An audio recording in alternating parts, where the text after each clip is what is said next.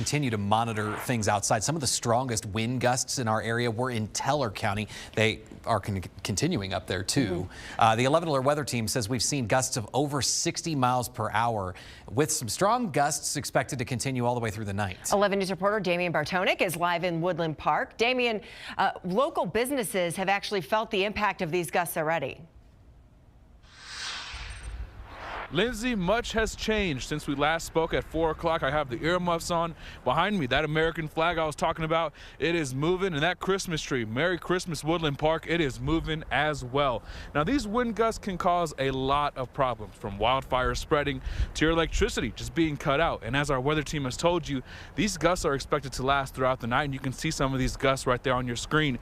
Now, the Teller County Sheriff's Office actually put the county under an orange flag warning, meaning there's an increased fire danger from high winds. Now, I stopped by a local business in the area.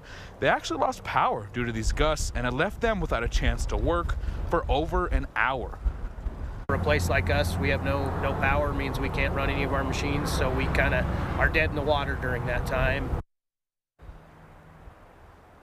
Now, Sydney told me that 76-mile-an-hour wind gusts have been observed here in Teller County. I believe it. I've been getting smacked with all kinds of wind over the last 10-15 minutes. But this high wind warning is expected to last throughout the night up until 7 a.m. tomorrow morning, and we'll continue to track those developments. But for now, in Woodland Park, Damian Bartonik, KKTV 11 News. Yeah, your eyes look like they're watering a little bit from the wind, Damian. Thanks.